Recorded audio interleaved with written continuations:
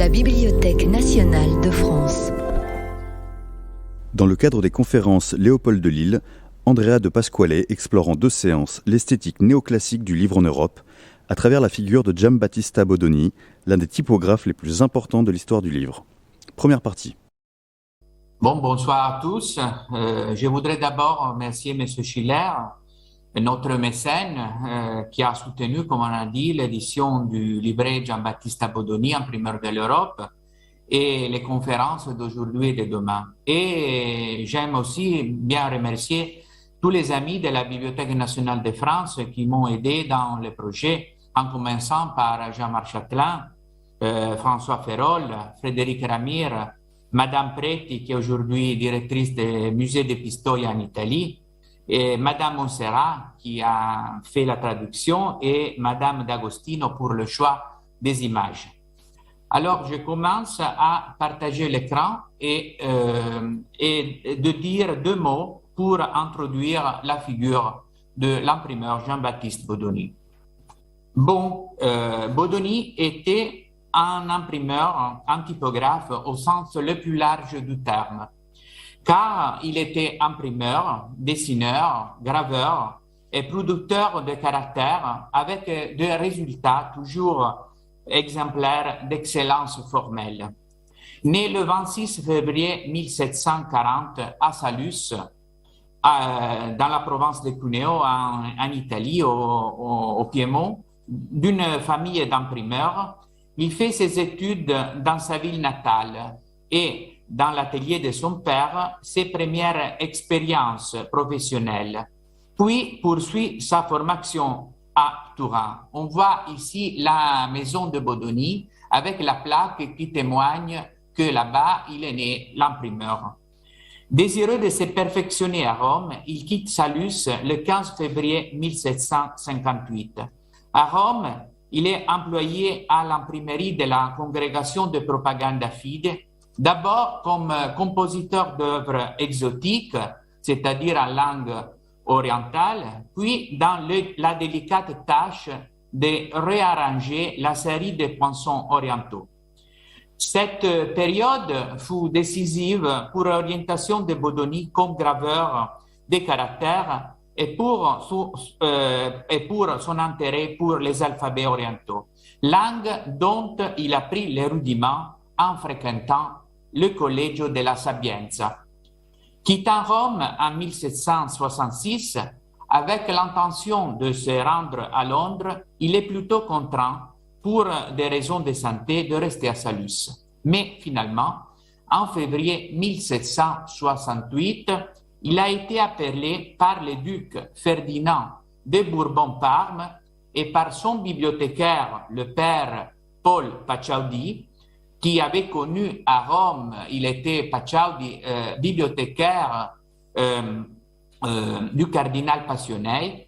Il est appelé donc pour y établir à Parme et diriger l'imprimerie royale gouvernementale, dont il restera à la direction pour le reste de sa vie.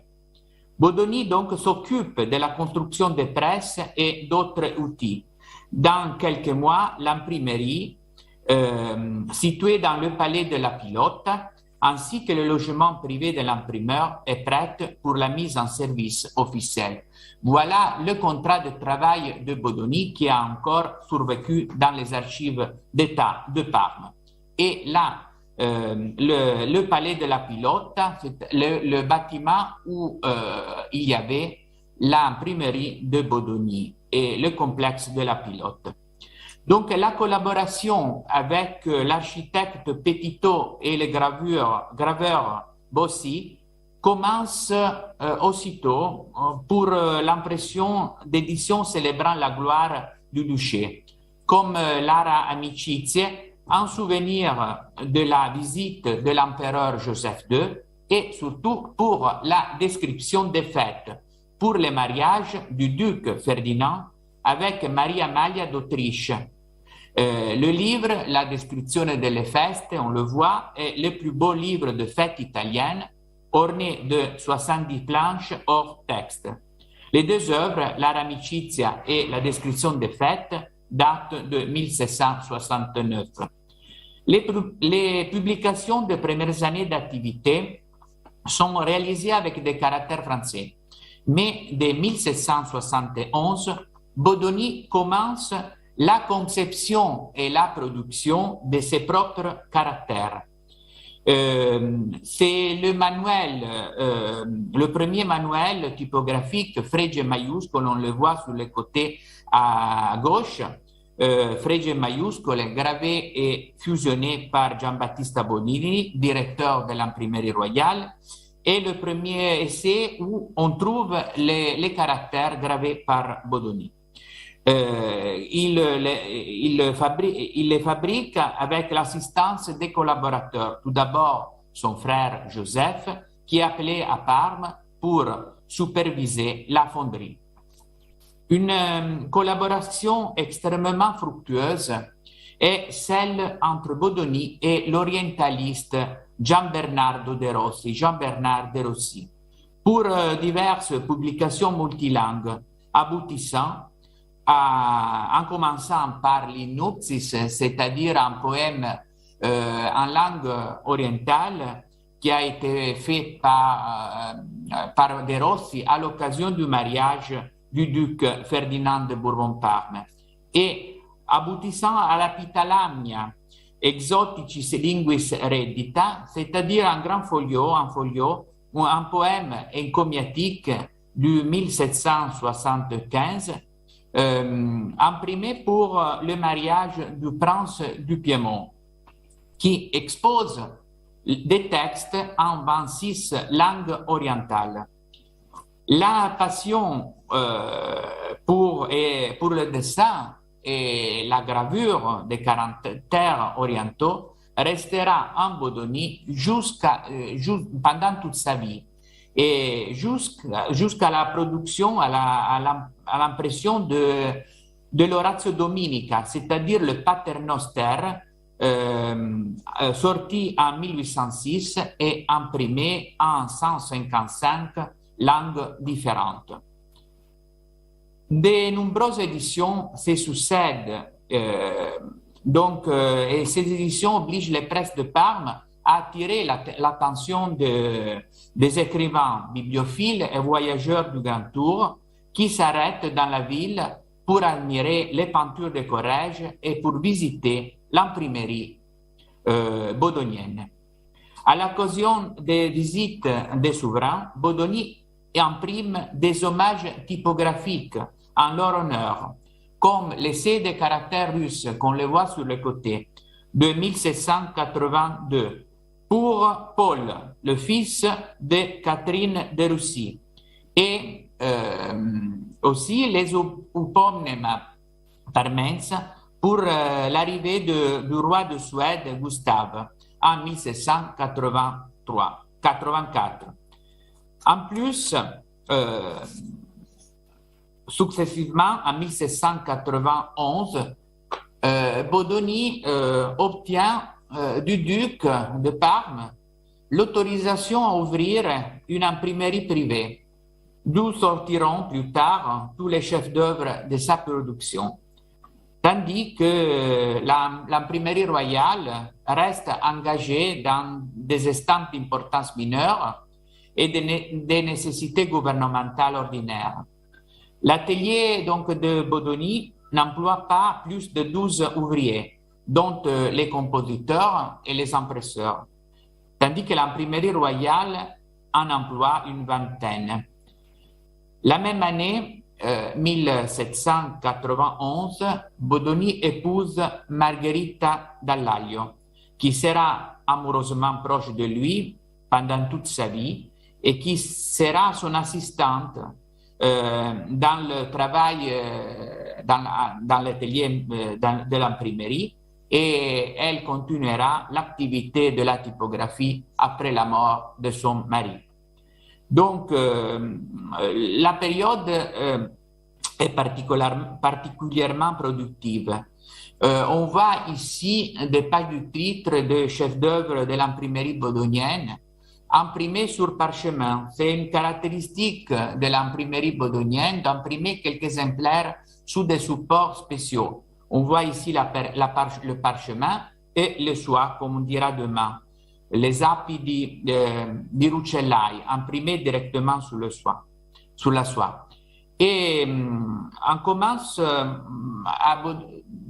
l'atelier de Bodoni la série aussi des éditions des classiques italiens.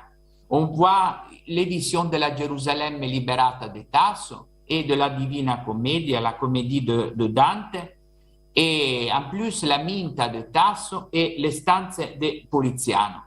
C'est des importantes éditions qui montrent déjà le style de Bodoni, c'est-à-dire la page nude, pure, seulement typographique, sans frise et sans frange. Mais à côté, on assiste aussi à la production d'éditions qui ont encore des illustrations. On cite d'abord les peintures du Corrège dans le monastère de Saint-Paul qui venait d'être découverte, avec des magnifiques planches gravées par François Rosaspina, qui donne la possibilité de connaître pour la première fois les chefs-d'œuvre du Corrège. Et d'autres éditions comme gli Scherzi Poetici e Pittorici, avec des planches gravées sur cuivre, coloriées à la main, à la façon étrusque, on disait, c'est-à-dire en couleur qui sera rattachée à la peinture vasculaire grecque. Comme dans le cimelio typographico-pittorico, pour la naissance du roi de Rome, on assiste aussi à une série de gravures et parmi lesquelles on trouve aussi un exemplaire qui les a coloriées. Et finalement, l'imprimerie de Bodoni se caractérise pour ses reliures, des reliures qui ont en couleur orange. La reliure est faite dans l'atelier. Il y a un relieur qui travaille dans l'atelier de Bodoni. En couleur orange, qui, encore une fois, veut se rattacher à la couleur des vases grecs à figure rouge. Donc, tout l'héritage de Bodoni a été acheté par les héritiers de la veuve Bodoni, par le directeur de la bibliothèque palatine de Parme, Angelo Pezzana. Alors, il s'agit d'un héritage incroyable, exceptionnel, immense, qui est composé par livres qui appartenaient à la bibliothèque personnelle de Bodoni, comme cet exemplaire-là, où on trouve une dédicace du poète Alfieri, ou bien d'autres livres qui ont été donnés par des hommes très importants de l'époque, comme l'Orazio Dominica, imprimé à Paris par l'imprimerie impériale, qui a été donné à Bodoni par le pape en passage par Parme. Et d'autres manuscrits, parmi lesquels on trouve le manuel de Zeffirino Campanini pour la gestion d'une imprimerie, qui est un véritable manuel très important pour l'organisation d'une imprimerie d'Ancien Régime. Et la série des documents qui sont servis dans l'atelier pour la composition des volumes. On voit des manuscrits corrigés, préparés pour être recopiés par les compositeurs. Et finalement aussi d'autres documents qui sont des éditions coupées qui ont été intégrées et corrigées et complétées par des cartons pour préparer une autre édition. Il s'agit de documents très intéressants. On n'a pas d'autres cas dans toute l'Europe, sauf le cas de la Maison Plantin à Anvers. Mais les archives de Bodoni sont presque intactes. On trouve aussi des projets de page du titre, comme on voit ici le projet pour les peintures de Parme de Corrège et les épreuves. Les épreuves c'est vraiment étonnant de trouver encore des épreuves conservées. Généralement, on jette les épreuves après l'impression définitive. Ici, on a une immense série d'épreuves qui témoignent le travail des compositions et des compositeurs. On trouve les notes des compositeurs sur la feuille. Voilà une version de la comédie et une autre version avec les titres qui ont été dans la première seulement écrits à la main. Et encore les épreuves de l'Oratio Dominica. Des épreuves très intéressantes parce qu'on trouve des trous dans le texte. Le compositeur ne connaissait pas la langue et donc il ne comprenait pas le texte manuscrit. Donc il a laissé des trous qui devaient être remplis après la correction du correcteur sur les côtés. Donc, les lignes ont été recomposées après la correction. Et des épreuves aussi sur parchemin. Alors, déjà, dans les années 40 du 19e siècle, on installe, après l'achat de la part de la Bibliothèque palatine, les directeurs de la bibliothèque installent dans une salle dédiée à l'imprimeur tout l'héritage de Bodoni acheté. Donc, c'est les premiers cas de musée d'imprimerie de l'Europe. Un musée, une salle, vraiment une salle, on n'a que 7 photos parce que la salle est détruite pendant la Seconde Guerre mondiale et seulement quelques dizaines d'années après, la salle, le musée a été recomposé dans le musée Bodoni en 1963. On voit cette photo qui montre la grande salle du musée. Et tout grâce au directeur de l'époque, Angelo Ciavarella, qui est un grand étudiant, un grand savant de la production éditoriale de Bodoni, qui s'engage dans la réalisation d'un musée, un des plus intéressants d'Europe. Pendant ma direction de la bibliothèque, dans les années 2008-2012, on a fait un grand travail de recherche et des études de tous les objets que Angelo Pezzana avait achetés. Et donc, on a retrouvé tous les outils pour la fabrication des caractères. On voit ici tous les moules qui ont été répertoriés, inventoriés, catalogués, numérisés, et tous les autres instruments qu'on va après avoir, on va les expliquer après. On a fait donc un grand projet de numérisation qui a permis de comprendre un peu comment ça fonctionnait le travail dans une fonderie de caractères d'Ancien Régime. Tout a été catalogué, numérisé, avec des fiches, tout a été répertorié et la belle chose est qu'on a pu créer des liaisons entre les poinçons, ici c'est des poinçons, comme on dira, pour la fabrication de caractères et les correspondantes matrices qui ont permis de lier les objets et de comprendre le fonctionnement d'une fonderie.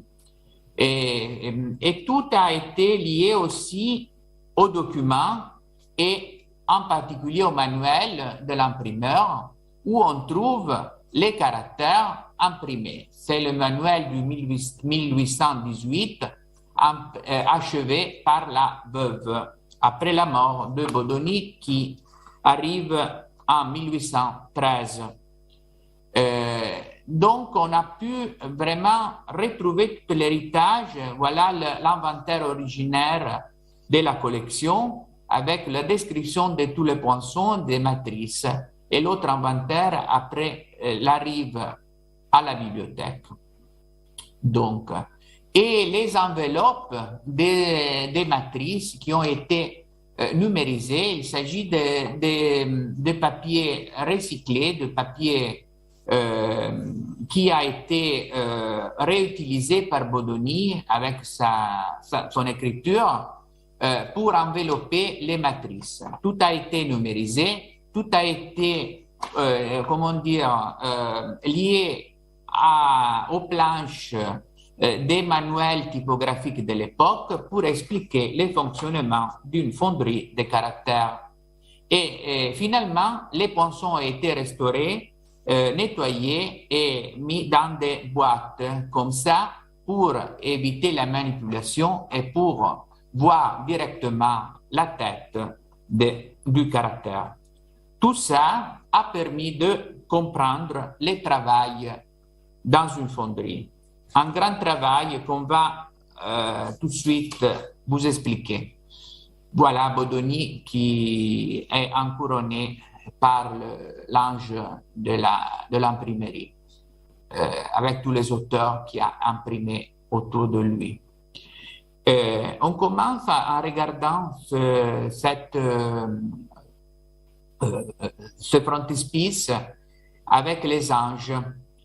C'est le dessin de caractères.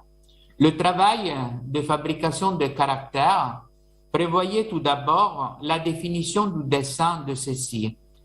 Cette opération, effectuée directement par Bodoni, comme on le montre plusieurs de ses études de caractères et de frises, retrouvées dans ces papiers, impliquait d'une part le choix du trait des lettres, pas seulement celle de l'alphabet latin, mais aussi, vu son intérêt pour les caractères exotiques et leur style, celle d'autres alphabets, tels que les non-occidentaux, mais d'autre part, tous les autres signes nécessaires pour imprimer, tels que numéros, logotypes, signes de ponctuation, lettres accentuées, diphtongues, symboles mathématico-scientifiques, signes du zodiaque, frises et notes musicales de différents types. On voit des dessins de frises parce que même les frises et les corniches ont été imprimées par des caractères. C'est un autre système. Il ne s'agissait pas de plaques en bois ou en cuivre, mais les frises ont été composées par des caractères imprimés un après l'autre. On réalisait cette étude de caractères aussi à travers l'enquête sur la production d'autres fonderies.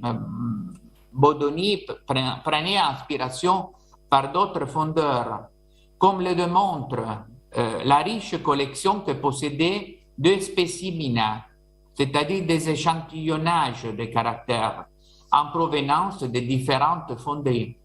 La collection couvre la période qui va du XVIIe siècle au XIXe siècle dans différentes zones géographiques européennes. Après le dessin de caractères, on commençait donc la fabrication des poinçons. Les poinçons sont des parallélépipèdes en acier qui ont sur leur pointe une représentation en relief et à l'envers d'un caractère ou d'un signe typographique de différentes natures et ont pour but d'imprimer les matrices en cuivre à partir desquelles on va obtenir pour la coulée de l'alliage typographique les caractères pour l'impression. Voilà une planche de l'encyclopédie où on voit l'atelier de fabrication des poinçons. L'ouvrier sur la droite va fabriquer le poinçon, le bloc d'acier pour construire un poinçon. Les petits blocs étaient d'abord chauffés sur le feu pour pouvoir être travaillés et coupés en morceaux de la juste longueur et d'une taille adéquate au caractère et aux signes à représenter. Puis, on les arrondissait sur la pointe où ensuite on gravait les caractères. Et donc, on voit ici des différentes poinçons, des formes différentes, les poinçons de caractères ornés, on dit, d'autres caractères des numéros et les notes musicales. Donc, les poinçons étaient alors dégrossis sur les côtés avec une lime. Ici, c'est des instruments pour serrer les poinçons pendant le travail. Et donc, dégrossis sur les côtés avec une lime et peaufinés d'abord avec un bourrin pour gravure en acier, afin de détailler avec précision les traits du caractère. Et ensuite, avec une équerre en bois ou en métal et bois qui servait à aplatir les corps des poinçons. Concrètement, celle-ci était placée sur la pierre à l'huile. Cette pierre-là, une pierre, on l'appelle comme ça, une plaque complètement plate, sur laquelle on versait justement de l'huile. Puis les poinçons étaient placés, comme on le voit, dans l'angle de l'équerre. On le voit sur la droite en haut. Orientés selon les signes précédemment réalisés sur une des faces. Les faces latérales des poinçons étaient en effet lissées et l'une d'entre elles était différenciée par des autres au moyen d'un cran de position gravée qui servait à indiquer comment étaient orientés les caractères que l'on voulait représenter. Donc,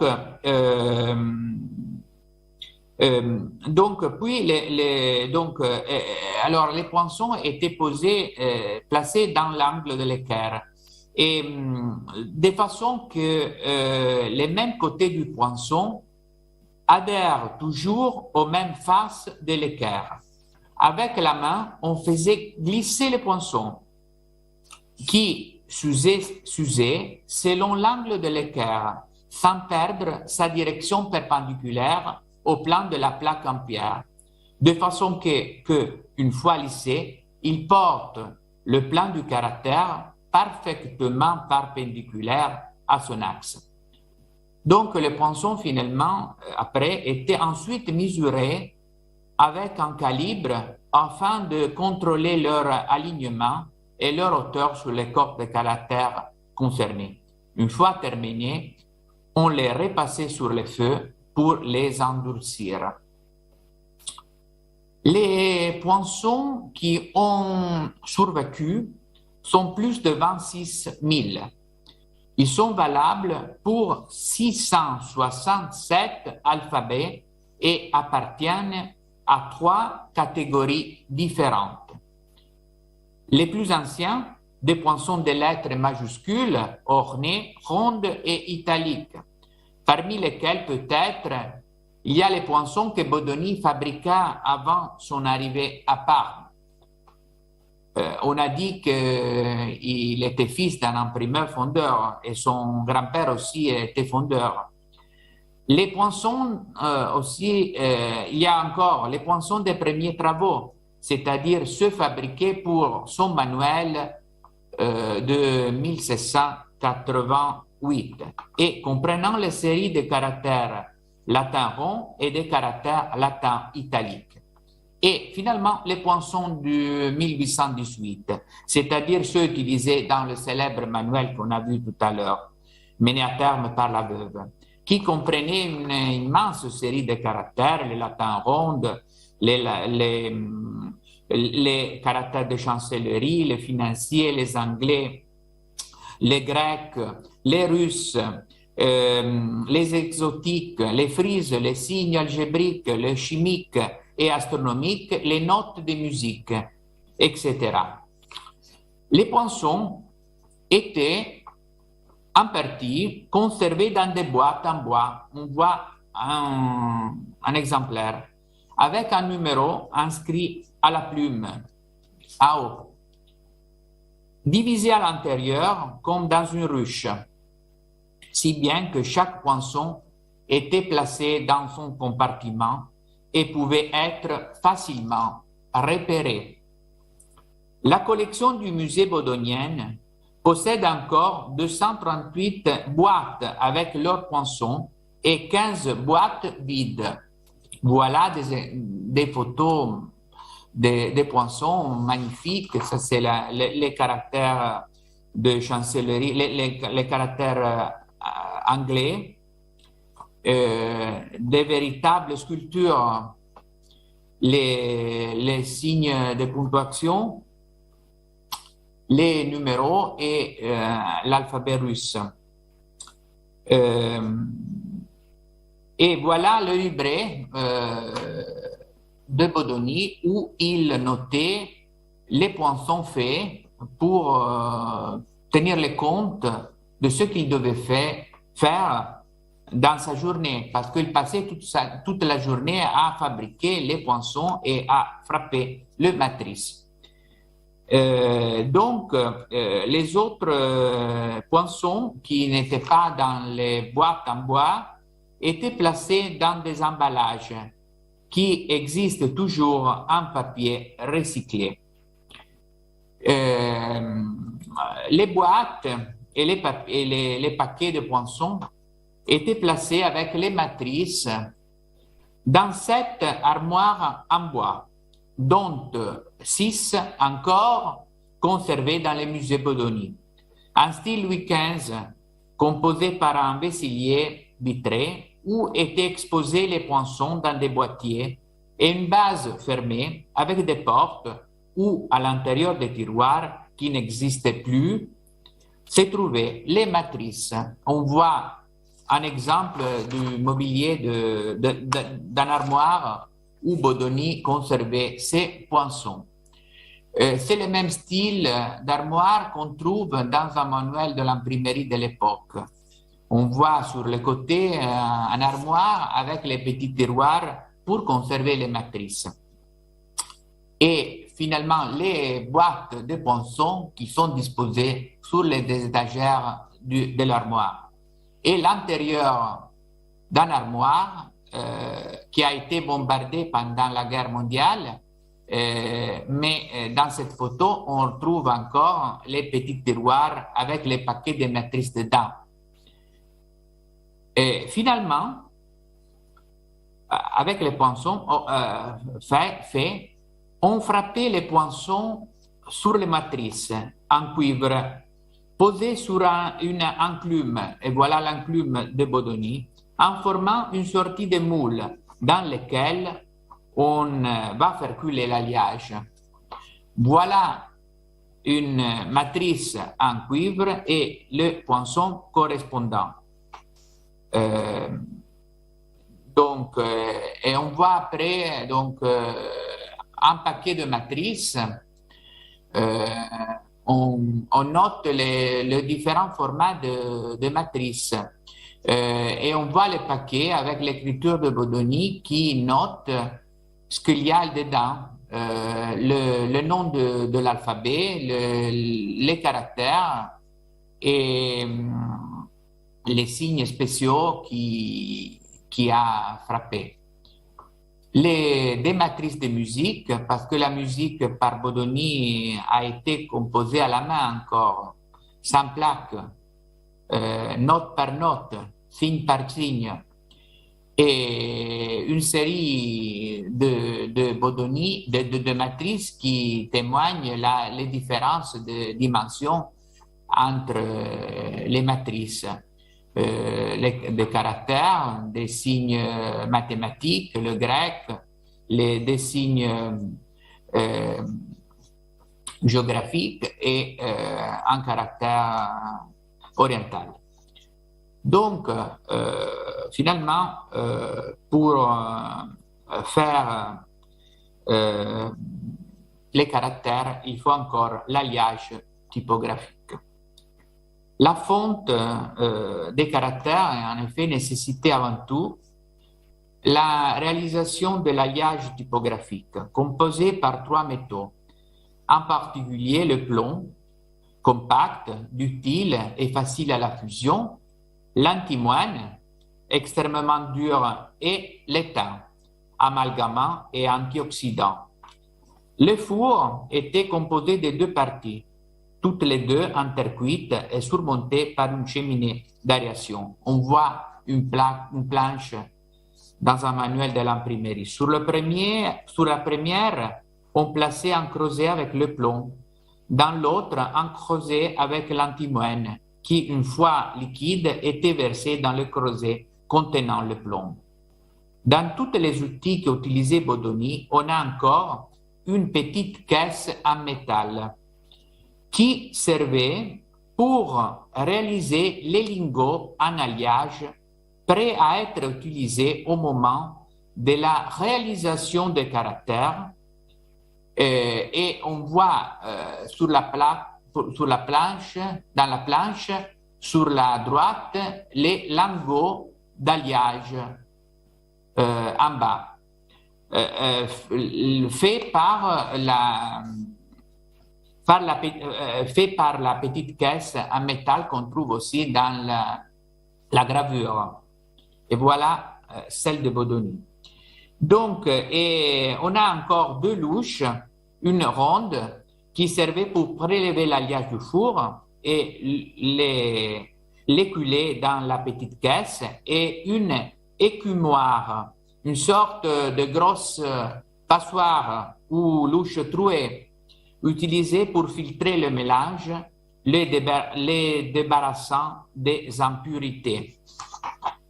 Bon, pour encore faire, donc on passe à la fabrication des caractères. Et on voit encore une planche de l'imprimerie, de l'encyclopédie, où on trouve la représentation d'une imprimerie qui était du même style de l'imprimerie de Bodoni. Et on parle tout d'abord de la moule des fonderies. La moule des fonderies, c'est un instrument qui était constitué de 2 parties symétriques qui coïncidaient parfaitement et communiquaient entre elles, revêtues de petits blocs en bois. On voit toute la série de moules de l'atelier de Bodoni. Et ces moules servaient à les isoler, les bois servaient à les isoler de la chaleur dégagée par les métals en fusion. L'une des 2 parties était généralement recouverte de peau de mouton. On voit ici une moule ouverte et voilà en haut une moule avec la partie en bois recouverte par le mouton, la peau de mouton. L'union des 2 parties de moule faisait créer un étau noir. Les matrices étaient donc insérées sous la forme et fixées dans une encoche de la matrice pour l'immobiliser avec un archet. Et voilà la moule, l'archet et la structure de la moule. Il va de soi qu'il y avait des moules de formes différentes, comme on a vu, avec des vides dans les prismes de différentes grandeurs. Donc, les matrices étaient posées dans la moule face vers le haut. Et on avait aussi plusieurs moules de la même grandeur pour garantir le travail simultané des fondeurs. Et voilà la structure des moules, les 2 parties des moules et tous les composants des moules. Il y a encore d'autres outils qui sont survécus liés à l'utilisation des moules qui existent encore toujours, comme 2 tournevis et 4 clés, on le voit en bas, qui servaient à démonter les moules, et 25 boîtes cylindriques en bois, grandes et petites, qui contenaient les élévations, c'est-à-dire des petites épaisseurs qui permettaient de fondre des caractères plus ou moins hauts. Donc, comment ça fonctionnait? Le fondeur, on le voit sur la gauche, les 3 fondeurs à côté du petit four, munis de gants, tenaient la moule de la main gauche. On le voit. Le fondeur plaçait la matrice en bas en la fixant avec l'archet. Il comprimait les 2 parties du moule et enduisait légèrement le fond de l'étonnoir avec un peu d'ocre dilué dans l'eau froide pour faciliter le passage et la solidification de l'alliage. Puis, avec la main droite, on le voit, il tenait une cuillère avec un bec verseur qui avait un manche en bois dont on conserve encore 18 exemplaires.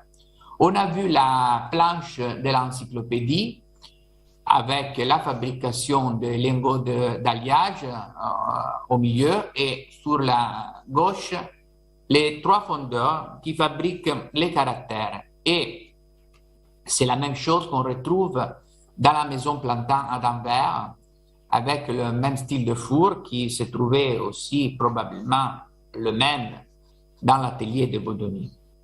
Donc, et finalement, on conserve encore 18 exemplaires de cuillères avec un bec verseur pour verser l'alliage dans les moules. On voit les cuillères. Alors, le fondeur allait plonger la cuillère dans le fourneau de fusion avec l'alliage en fusion et il les remplissait.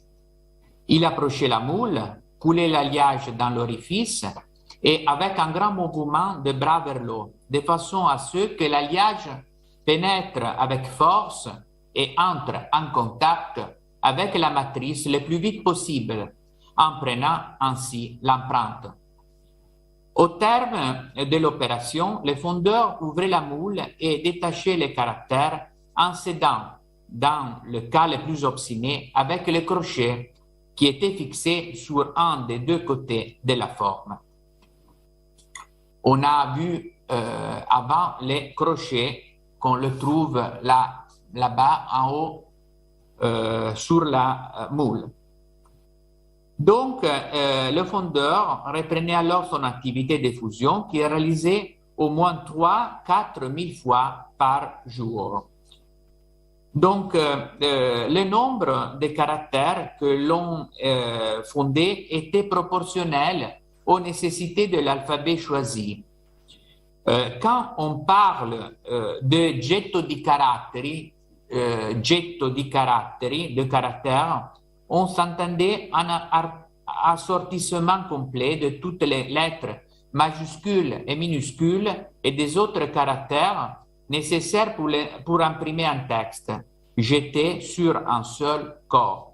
Et on voit ici la liste des caractères nécessaires pour imprimer un texte moyen dans des langues comme le chaldé et le tibétain, avec tous les caractères disponibles et à côté le nombre de caractères à fondre. Donc, après la fusion, les caractères avaient l'aspect des poinçons originaux dont ils reproduisaient sur l'extrémité les dessins. De l'autre côté, ils représentaient un résidu de fusion en forme pyramidale qui correspondait au creux de l'étau noir, qu'on enlevait après rupture.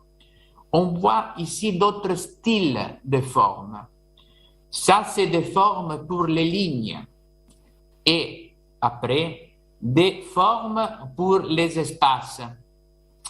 On formait donc des caractères, des lingots de caractères. On les voit dans la gravure centrale sur la droite.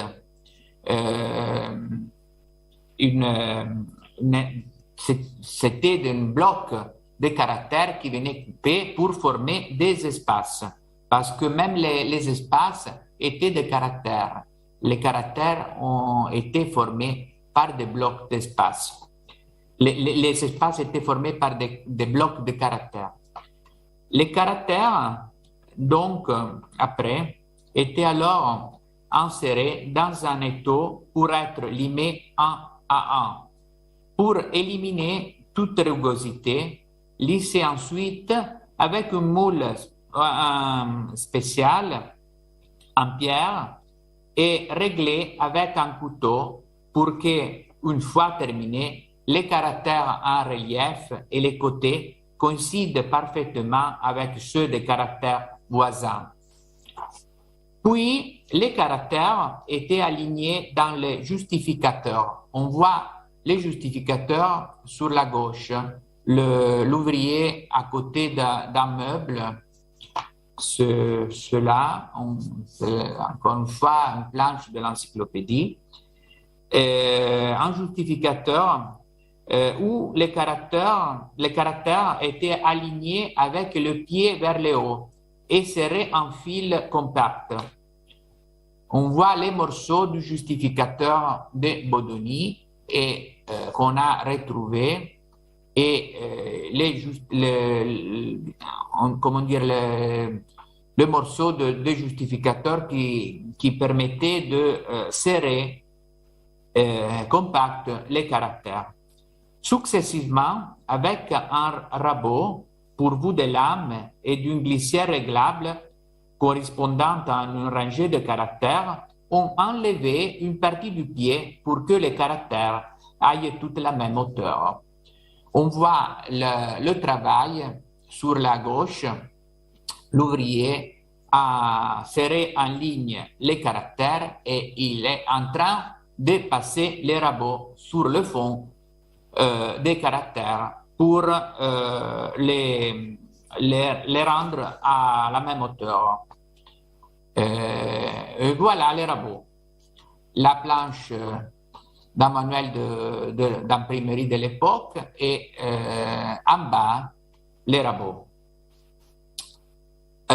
Et les lames des rabots avec leur boîte. Le contrôle, après, il y avait le contrôle de qualité des caractères. Les contrôles se faisaient à travers d'autres instruments.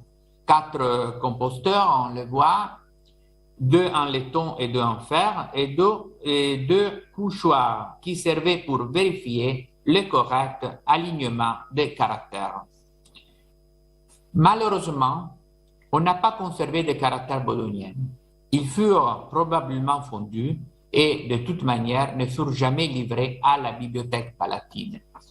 Les seuls caractères qui conservés sont dans une petite boîte qui se trouve aujourd'hui à la bibliothèque Braidense de Milan. Donc, les autres ont été fondus et sont disparus. Donc, les caractères produits dans la fonderie bodonienne servaient tout d'abord pour l'imprimerie royale, à laquelle on les vendait à des prix négociés avec l'économe, et ensuite pour l'imprimerie privée, dont on a déjà dit. Mais des commissions de caractères arrivaient aussi de l'étranger, en particulier de la part du roi du Portugal, qui avait l'intention de créer une imprimerie dans les Andes, de la part de l'imprimerie royale de Turin et de celle de Londres. Donc, les caractères, la fabrication des caractères de Bodoni se rattache à une ancienne et longue tradition, soit familiale, soit culturelle. Et on a déjà dit qu'après Rome, quand il rentre en patrie de Rome, Bodoni aurait voulu partir pour l'Angleterre, mais il tombe malade et il reste en Piémont à Turin. Mais pourquoi il voulait aller en Angleterre? C'est une raison de caractère, encore une fois. Bodoni avait vu en l'Angleterre un pays où il pourrait se perfectionner techniquement. En effet, désormais résolument lié à la culture classique et à la conception wilkemanienne de l'esthétique en soi reposant sur une référence à l'Antiquité, il avait en tête le travail de John Baskerville, imprimeur de Birmingham, devenu célèbre dans toute l'Europe pour son édition de Virgile dénuée d'ornements et au caractère très dépouillé en 1757, et pour de nombreux autres ouvrages au caractère calligraphique et encore pour l'utilisation d'un support particulièrement lisse, le papier vélin. Selon Pierre-François Didot, Baskerville est le premier à rechercher la simplicité, et Simon-Pierre Fournier, dans son manuel d'imprimerie, affirme que ces caractères sont des vrais chefs-d'œuvre de netteté. L'intérêt de Bodoni pour Baskerville apparaît déjà en 1771 dans la préface de son premier précis de caractère, Frege Maiuscoli, qui concrétise la naissance à Parme de sa fonderie. On l'a déjà vu.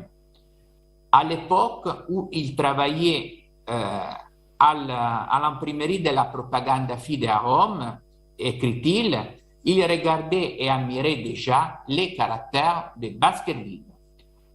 Mais l'exemplaire personnel de Bodoni des caractères de l'imprimerie de Fournier-le-Jeune en 1764, toujours conservé à la bibliothèque palatine de Parme, contient des pages découpées comportant des alphabets du premier spécimen de Baskerville datant de 1762 environ.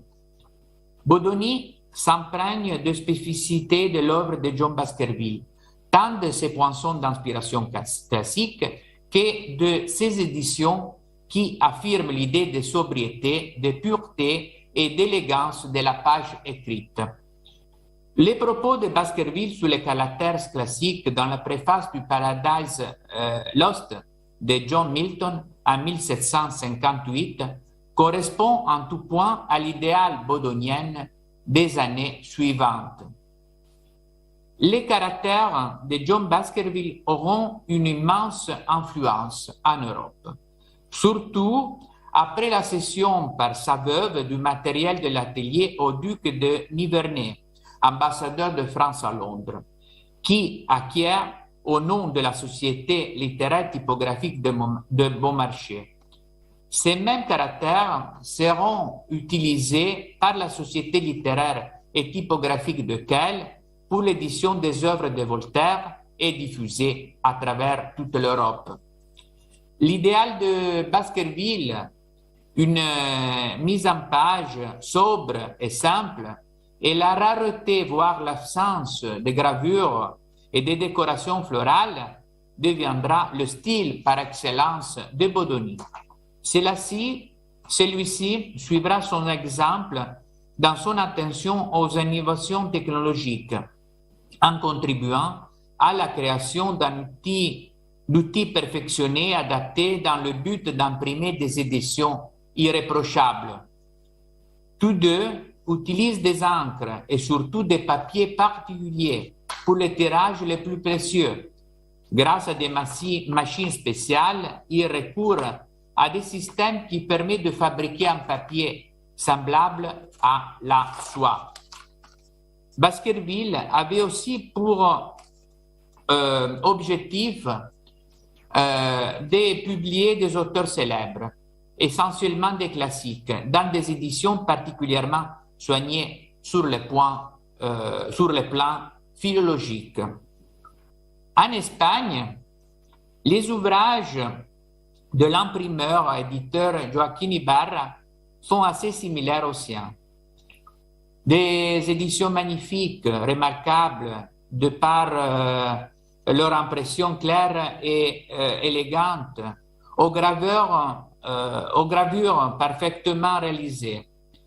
De cet atelier sortent, pour ne citer que les auteurs classiques, des ouvrages majeurs, tels la traduction espagnole des œuvres de Salluste, la conjuration de Catiline, par l'enfant Gabriel de Bourbon, que l'on considère comme l'un des plus beaux livres du XVIIIe siècle, avec ses illustrations merveilleuses de Mariano Salvador de Maella et sa mise en page de style néoclassique.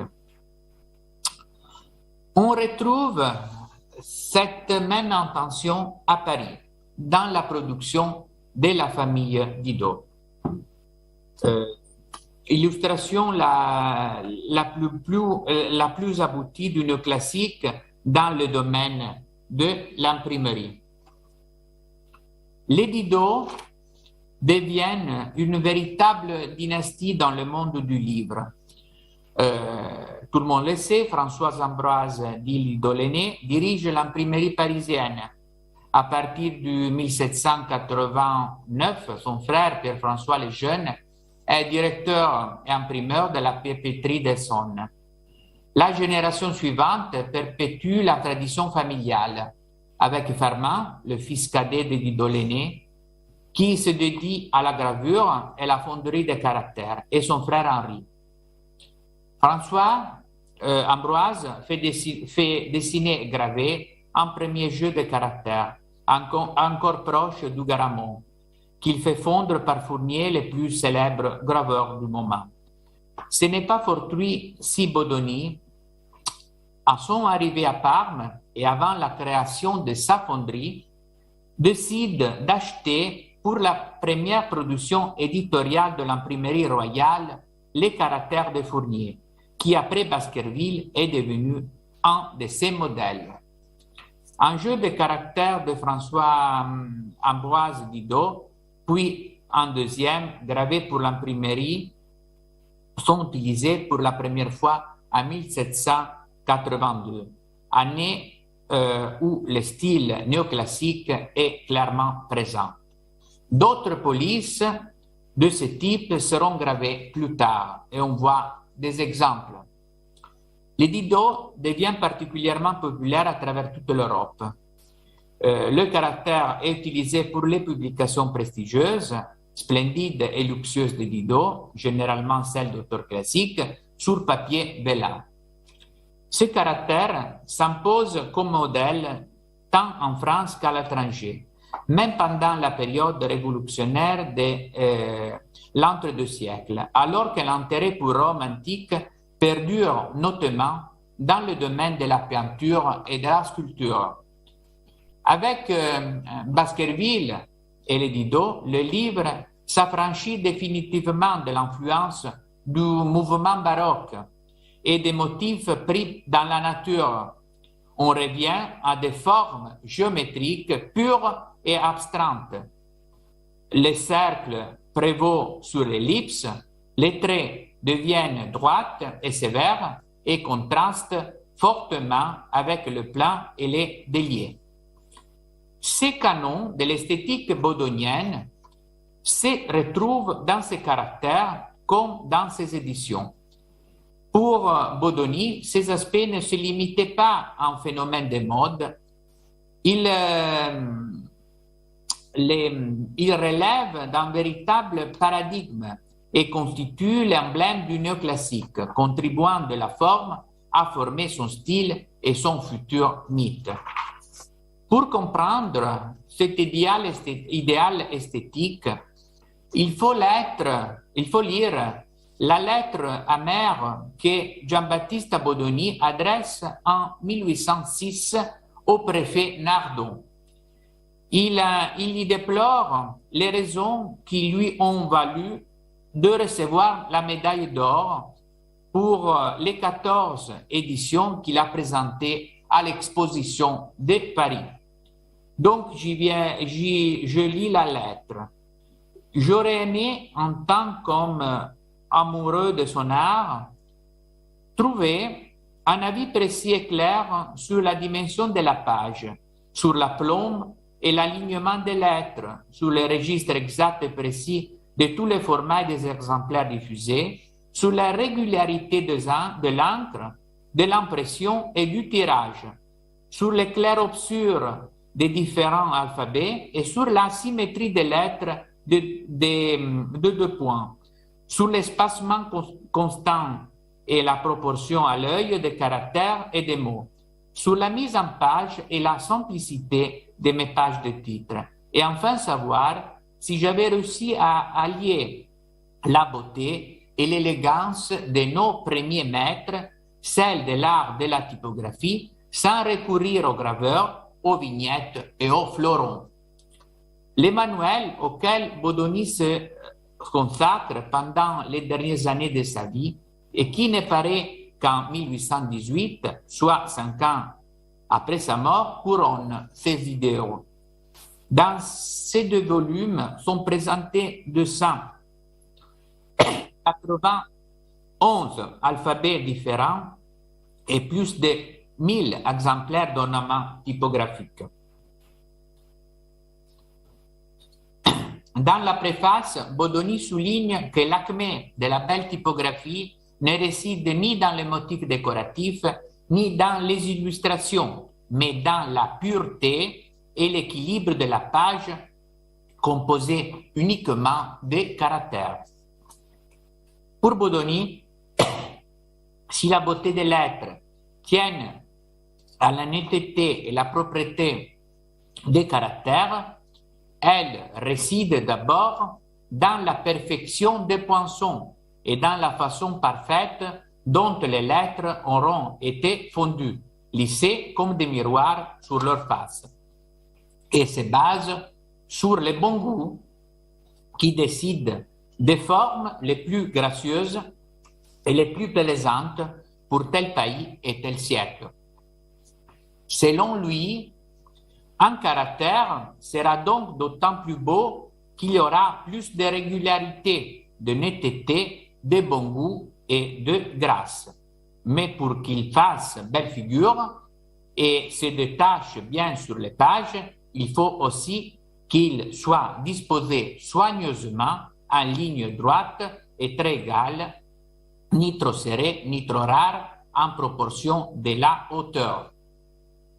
Pour Bodoni, la beauté d'une page aux larges marges est due au caractère imprimé, telle des sculptures dans le marbre et au calcul parfait de proportions. L'harmonie de la composition architecturale de la page de titre est, quant à elle, presque comparable à la façade d'un temple antique. En réalité, ce long processus s'est affiné au fil du temps. Des premières éditions où les éléments de la décoration et les figures calcographiques sont plus présentes, aux dernières publications où l'équilibre des proportions et les jeux de corps, de caractères, ainsi que la composition admirable constituent des caractéristiques les plus évidentes. Voilà, on a vu des pages du manuel jusqu'à la page du second volume avec la seule page avec, avec un texte musical imprimé par Bodoni, un chant pour la guitare. Son goût pour la culture classique et pour les caractères inspirés de la tradition épigraphique latine inspire à Bodoni la création d'une collection dédiée aux auteurs latins et grecs. Vers la fin des années 1789, l'imprimeur s'est fait une joie d'annoncer au marquis de Mibiano, José Nicolás de Azara, ministre plénipotentiaire du roi d'Espagne auprès du Saint-Siège, son projet de créer sa propre imprimerie. concomitamment à son engagement à l'imprimerie royale, qu'il a fait faire il lui communique qu'il a fait construire 3 nouvelles presses à ses frais et qu'il s'y prépare à fondre de nouveaux caractères grecs et latins. Il envisage de créer une collection de classiques grecs, latins et italiens, puis anglais. Pour mener à bien ce projet, Bodoni a sollicité la collaboration du libraire londonien James Edwards, qui pourrait lui envoyer à Parme les classiques imprimés par Glasgow à Édimbourg, considérés comme sans erreur. James Edwards s'est de plus engagé à acheter la production de Bodoni. Dès le départ, Azara se montre circonspect. Il lui paraît impossible de garantir cette correction scrupuleuse qui rend les ouvrages précieux pour eux-mêmes autant que pour la beauté de l'estampe.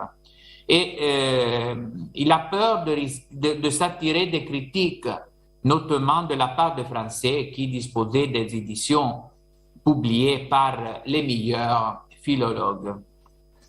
Azara donc propose à Bodoni de s'installer à Rome pour y créer une imprimerie au palais des ambassadeurs de la légation d'Espagne et de lancer une collection avec l'œuvre d'Horace.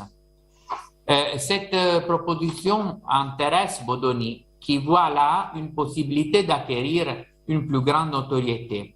Et il demande à Azara d'intercéder auprès du duc de Parme afin d'obtenir l'autorisation de se rendre à Rome. Mais le duc suggère que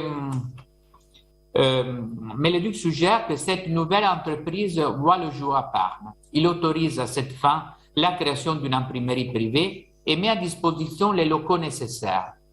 Azara accepte et obtient pour Bodoni une pension de la cour de Madrid.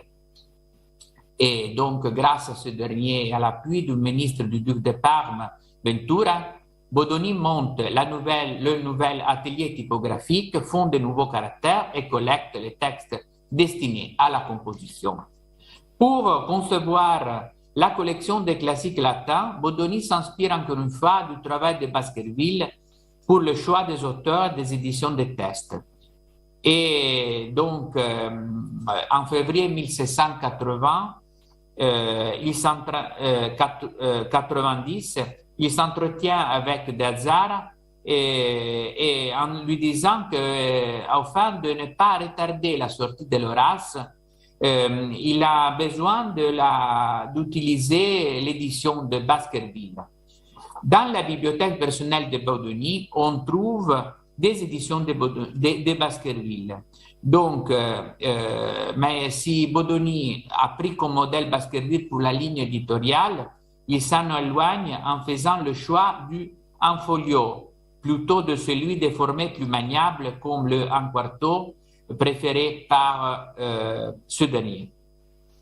Entre-temps, à Rome, Azara forme un petit groupe dans lequel se retrouvent l'abbé Ennio Quirino Visconti, l'archéologue Carlo Fea et l'espagnol Esteban de Arteaga, professeur de grec, afin de préparer la correction des épreuves d'Horace. L'impression d'Horace est lancée le 24 novembre 1790 et l'ouvrage est finalement achevé au début du mois de juin 1791.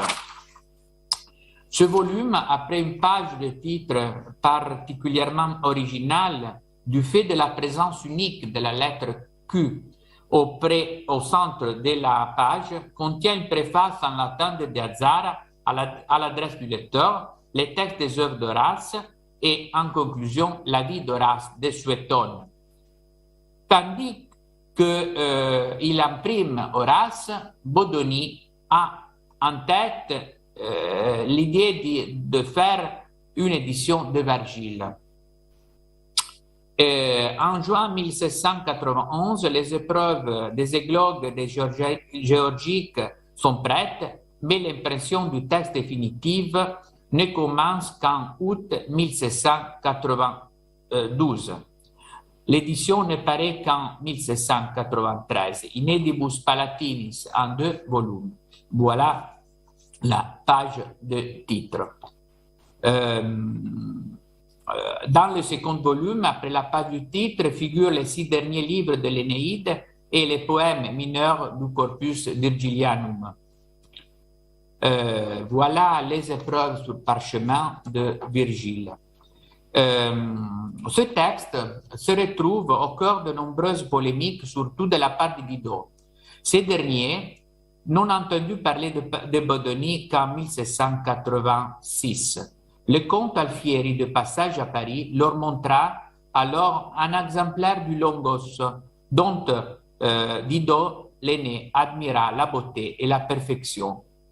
La renommée acquise par Bodoni entre-temps et la diffusion de ses ouvrages déclenchent une compétition avec les Didot qui atteint son apogée avec la parution en 1798 à Paris du Virgile de Pierre Didot.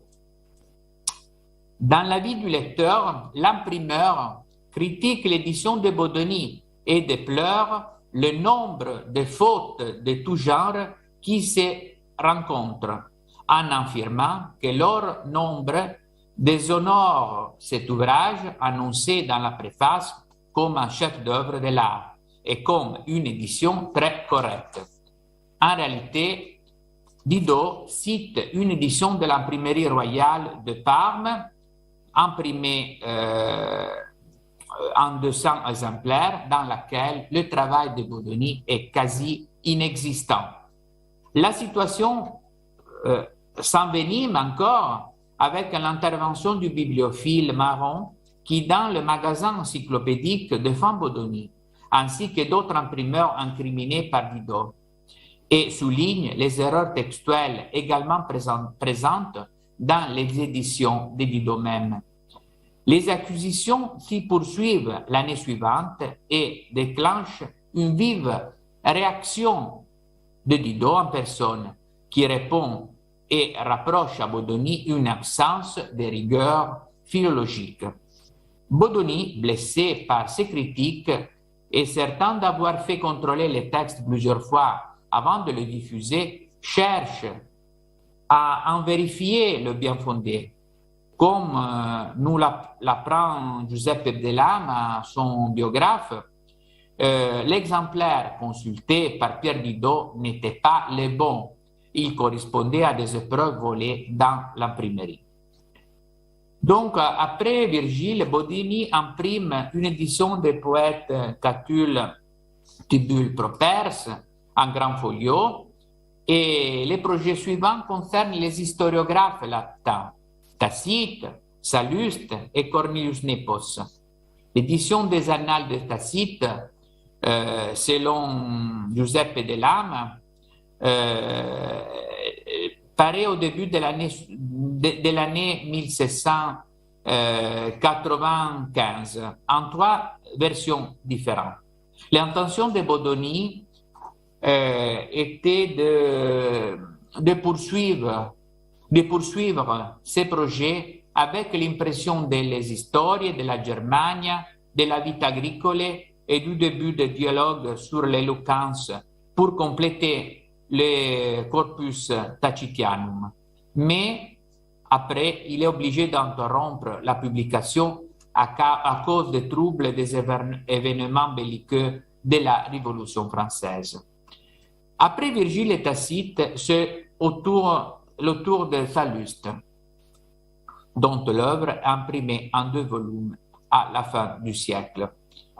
Le premier volume contient le Bellum Catiline et le Bellum Jugurthinum, avec chacun leur frontispice.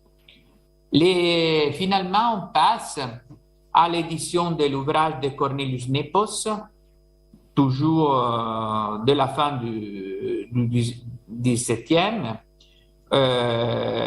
où on trouve une vie de l'auteur et aussi les textes de l'historien. D'autres projets éditoriaux de classiques latins par Bodoni sont connus. Dans un catalogue de ces éditions figure dans ces projets l'idée d'imprimer l'œuvre de Lucrèce pour commencer une collection consacrée à la poésie latine.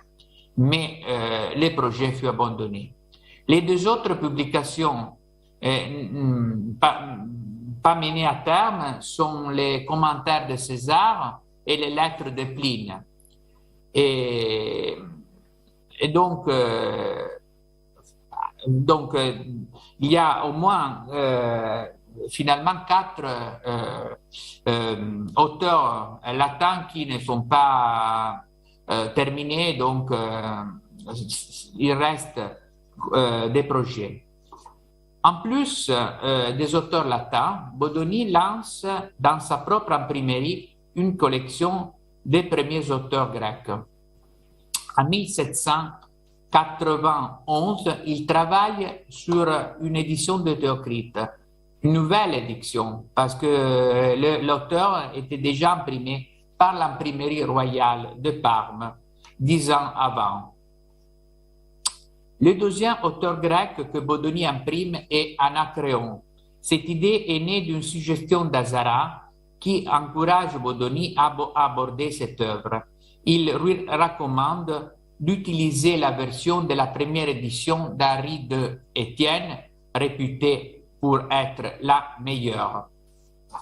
Bodoni, à la lumière de ses conseils, commence à graver les poinçons pour les nouveaux caractères nécessaires à cette édition. Et donc, Bodoni, comme pour Anacréon, imprime l'auteur en différentes versions. Une mode de Bodoni était d'imprimer la même édition en différents formats. C'est le cas d'Anacréon. Et qui est imprimé en octavo et en 16e et dans des autres formats. Et l'édition est rapidement épuisée et finalement il va la refaire en quarto, composé en capitale. Voilà l'édition de l'Anacréonte. Et en édition capitale, comportera des petites différences, des accents, des esprits sur la majuscule et un interlignage inférieur. La même année de la nouvelle édition de l'Anacréon est caractérisée par la réimpression de la version italienne de l'Anacréon même par l'abbé Pagnini. Dans l'année 1785, Bodoni publie l'œuvre complète d'Hésiode en quarto. Le volume est composé de 208 feuillets, d'un frontispice, d'une page de titre avec un portrait de l'auteur en médaillon, d'une dédicace du traducteur à Ferdinand, archiduc d'Autriche, et au gouverneur de Lombardie. Voilà la page du titre de l'édition.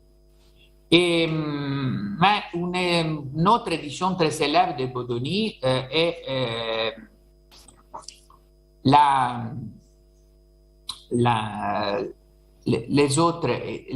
l'édition de caractères de Théophraste, des caractères éthiques de Théophraste, et encore une autre édition toujours de Théophraste qui sort 10 ans après, en 1794, Typis Bodonianis, chez l'atelier privé de Bodoni. Et on passe finalement au longus, aux amours pastorales de Daphne et Chloé, de Longus, paru en 1786 en italien dans la traduction d'Annibale Caro. Pour la première fois, Bodoni indique comme lieu d'impression Chrysopoli, la ville de l'or, Parme, au lieu de Parme, e emploie la mention impresso coi caratteri bodoniani, avec les caractères de Bodoni. Dans ce volume, la page de titre est enrichie par un médaillon avec le portrait de Caro gravé sur cuivre, on le voit. Cette édition est promue et financée par le marquis de Brême. Ce dernier, ambassadeur plénipotentiaire du roi de Sardaigne à Naples, était en contact avec François Daniele, surintendant général du palais du Capodimonte et du musée d'Ercolanum et historien de l'ordre de Malte. Daniele possédait probablement sans le savoir un manuscrit de la version de Longus par Annibal Caro, ayant appartenu à la famille Farnèse. Donc, il va faire cette édition avec un succès immense et avec des exemplaires imprimés sur des papiers différents pour les bibliophiles. Et finalement, parallèlement au Longus italien, Bodoni prépare une autre édition dans la version grecque d'origine pour l'imprimerie royale. Le voilà. La page de titre est ornée de la vignette Polymnia et est suivie d'une adresse de Bodoni à l'intention d'Azara, puis une dédicace en latin avec la gravure d'Apollon Musagète appuyée sur un socle avec les blasons du ministre. Encore après, dans la même époque, Bodoni prépare encore la publication du Callimaque, édité par l'abbé Pagnini. C'est un grand folio en deux différentes versions. L'une avec une vignette et 17 gravures, l'autre sans illustration. Voilà quelques photos. Le Callimaque aussi, la belle version en folio, d'une beauté achevée, est épuisée quelques jours après la publication. Encore, dans la même période, Bodoni produit plusieurs œuvres d'auteurs grecs. D'abord, 2 éditions d'Épithète, Inedibus Palatinis, Typis Bodonianis, en plusieurs versions, en quarto, en octavo, etc. Et dans cette édition, il utilise les caractères grecs en bas des cases de l'Anacréon. Et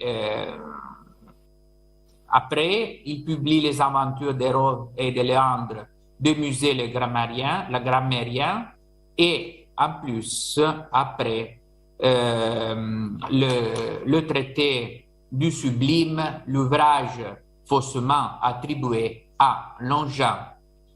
La première édition en grand en folio est dédiée au pape Pie VI avec la dédicace de l'abbé Garatoni. Et encore, en 1793, toujours est imprimé Inedibus Palatinis, Typis Bodonianis, l'index de Cébès, le philosophe thébain, en 3 éditions, en quarto petit, en octavo. Cet ouvrage est dédié à la marquise Paolina dalla Rosa Prati, née San Vitale, pour la remercier d'un don.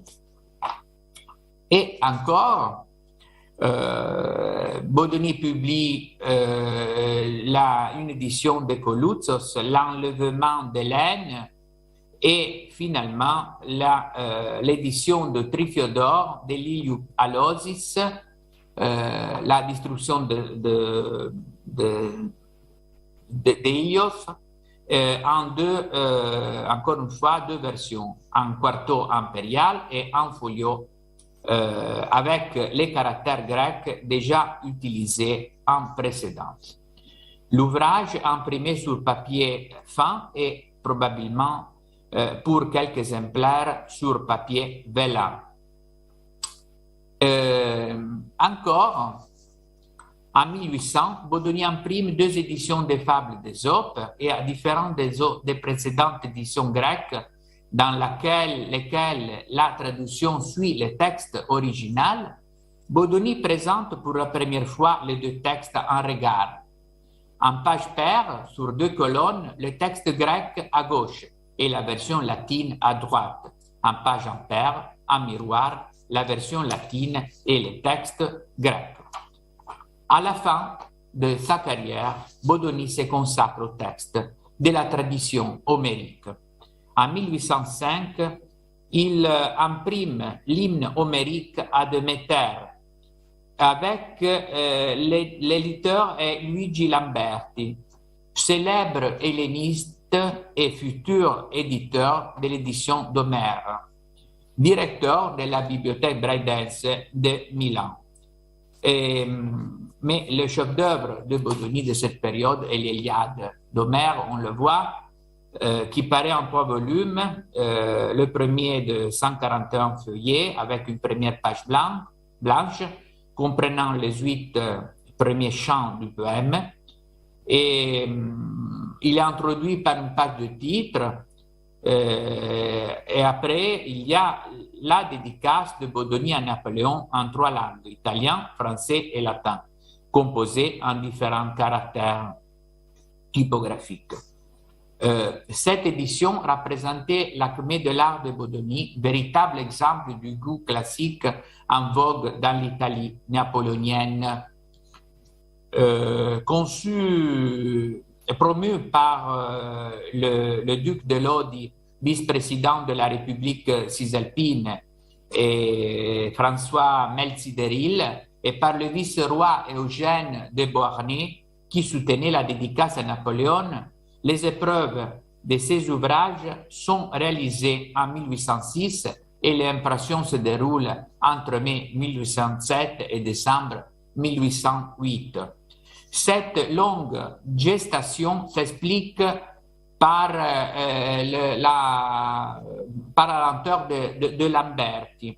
On a retrouvé dans les archives de Lamberti un livre d'une édition grecque corrigé par Lamberti même pour préparer l'édition de Bodoni. L'ouvrage dédié à Napoléon est présenté directement à lui le 21 janvier 1810 par Lamberti dans la galerie de Saint-Cloud, lors de la réception des courtisans les plus importants.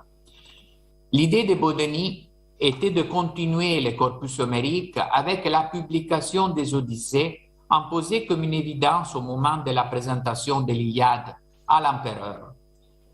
Mais la lenteur de Lamberti et le désir de Bodoni de compléter son manuel et de réaliser une collection de classiques français firent cette édition ne fut jamais, et donc cette édition ne fut jamais réalisée. Donc, finalement, pour conclure, Jean-Baptiste Bodoni représente sûrement pour l'Italie et pour l'Europe entière le dernier imprimeur ancien et le premier des modernes. Il se rattache à l'Antiquité, mais il fut en effet le dernier capable de fondre lui-même ses caractères, faire l'imprimeur, être libraire, parce qu'il vendait aussi lui-même ses livres. Après lui, l'industrialisation du livre commençait. Les professions qu'il réunissait dans son entreprise, comme à l'époque de la naissance de l'imprimerie, se divisèrent sans retour et la production du livre s'adressa à des marchés plus vastes, à des publics différents et plus généreux. Les tirages massifs s'accompagnèrent d'une baisse de qualité et d'une plus grande banalité du style. Je vous remercie. Vous venez d'écouter un podcast de la Bibliothèque nationale de France. Retrouvez les conférences, rencontres et créations de la BNF sur toutes les plateformes de podcast ainsi que sur le site bnf.fr.